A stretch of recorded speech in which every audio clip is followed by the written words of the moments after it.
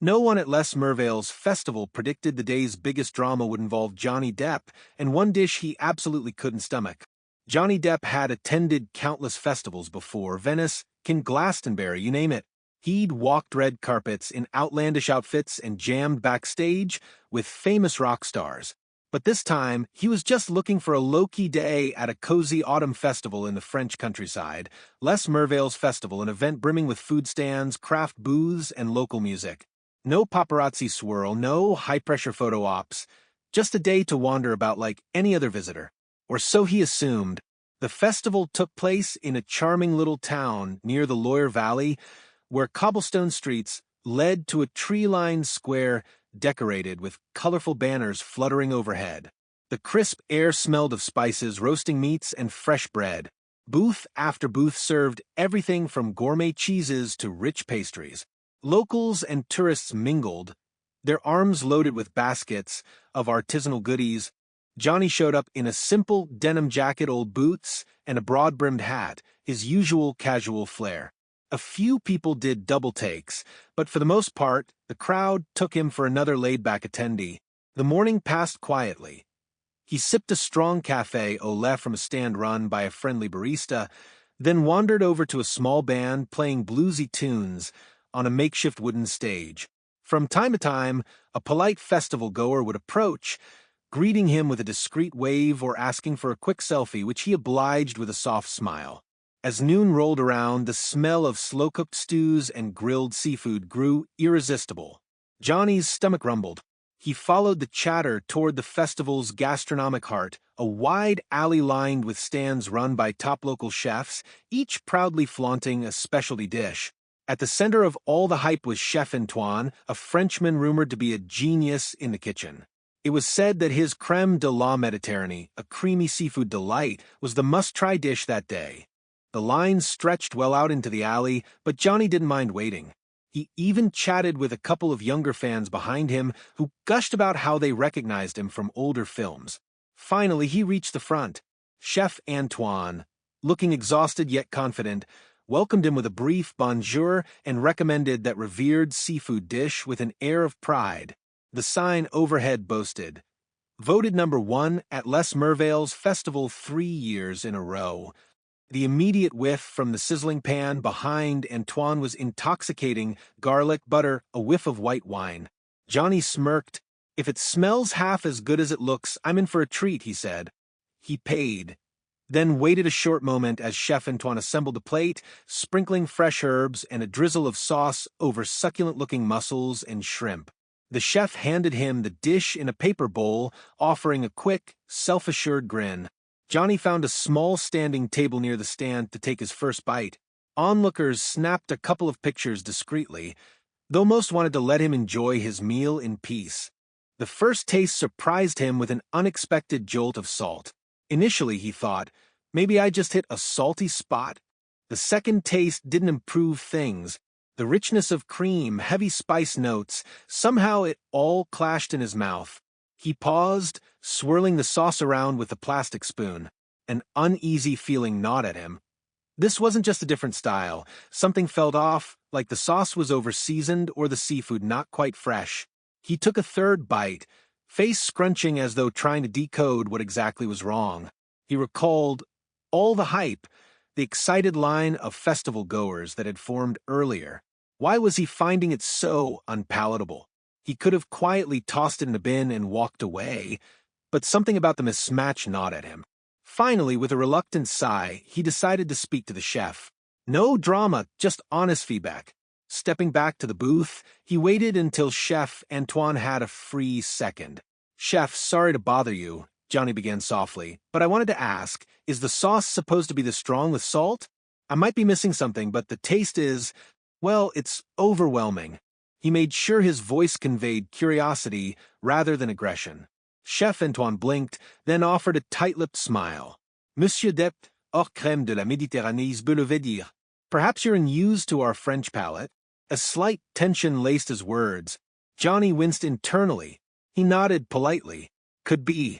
I love trying new flavors, but this is hitting me oddly, that's all. I thought maybe the batch was off today." Already, a small semicircle of onlookers leaned in, noticing the shift in tone. A few clicked their phones to record surreptitiously. Chef Antoine's cheek twitched. I assure you, everything is fresh and up to standard. No one else complained. There was a clipped finality in his voice. Johnny exhaled slowly. He didn't want a scene. I respect your skills, chef. I'm just saying my personal taste buds aren't on board. Maybe it's too salty or something else. I'm sorry if I'm out of line. A hush settled, some onlookers with cameras poised, waiting for the meltdown.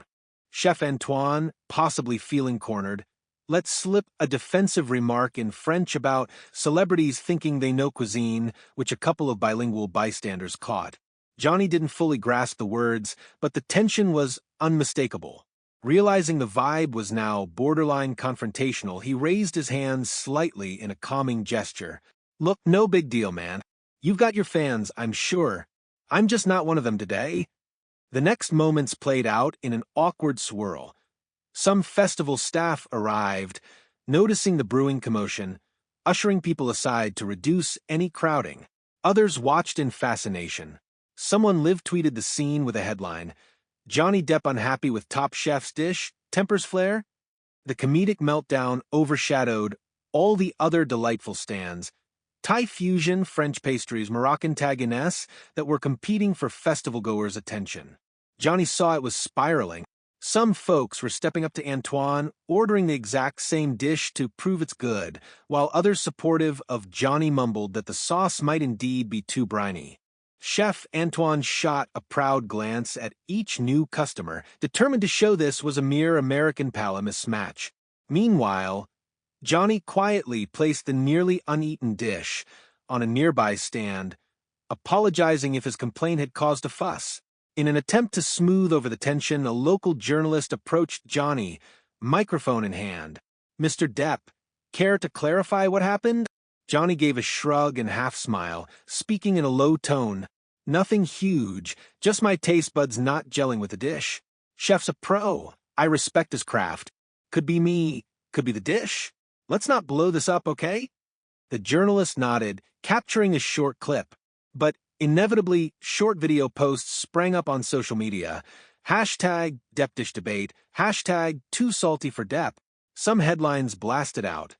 Johnny Depp criticizes festival's star chef, sparks culinary drama. Others took a comedic spin, seafood showdown, Depp versus French chef. Within hours, local news sites and even a few international tabloids ran the story in bite-sized headlines. Still, the festival continued. Johnny shook off the tension, wandering over to a cheese booth. There, a friendly vendor offered him a sample of goat cheese drizzled with honey. He found that absolutely delicious, nodding vigorously in approval. See, I can appreciate French flavors, he joked to the vendor, who laughed. The crowd that had hovered around earlier soon dispersed back into the festival's lively swirl, though whispers and giggles about the food fight lingered in the air. By late afternoon, Johnny had chatted with a couple of craft beer brewers, admired some local art stalls, and even taken a front-row seat to watch a small flamenco performance. Whenever curious onlookers approached about the earlier incident, he'd wave it off politely. Taste differences happen, right? He'd say, smiling in that laid-back manner. He was determined not to let one ill-fated plate overshadow his entire day. Come evening, the festival's main music stage lit up with folk bands entertaining dancing crowds. Johnny, still wearing the same casual outfit, slipped into a quieter corner to enjoy the tunes. A festival coordinator approached, apologizing for the earlier tension, offering him a complimentary dish from another star chef. We want you to leave with a good impression, the coordinator said, smiling nervously. Johnny laughed, politely declining more food. I'm good, trust me. Maybe just a dessert if you have something sweet, he said with a wink. In the days that followed, media took the story in various directions. Some tabloids sensationalized it as a culinary meltdown, painting an image of Johnny in a full-blown argument. Others stuck to the facts. He tried the dish, disliked it, politely told the chef, and a mild confrontation ensued. Chef Antoine gave a brief interview defending his recipe's authenticity and claiming Johnny's palate just wasn't suited to his robust flavors. Fans weighed in on social media, half joking that Johnny might need a French Food 101 crash course. Others teased Chef Antoine to lighten up, reminding him that taste is subjective. Amid the banter, festival-goers posted comedic memes. An image of a shrimp scowling at a cartoonish Johnny caricature with a caption reading, "They couldn't handle each other."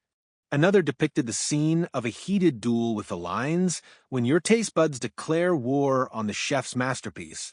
Then there were defenders praising Johnny for not sugarcoating his reaction. He spoke his mind without being an egomaniac, fair enough. Chef Antoine, though initially ruffled, capitalized on the buzz. People came specifically to try the infamous crème de la Méditerranée, if only to see which side they fell on. Ironically, sales spiked. Meanwhile, local radio shows jokingly asked listeners, "Are you hashtag Team Chef or hashtag Team Depp?"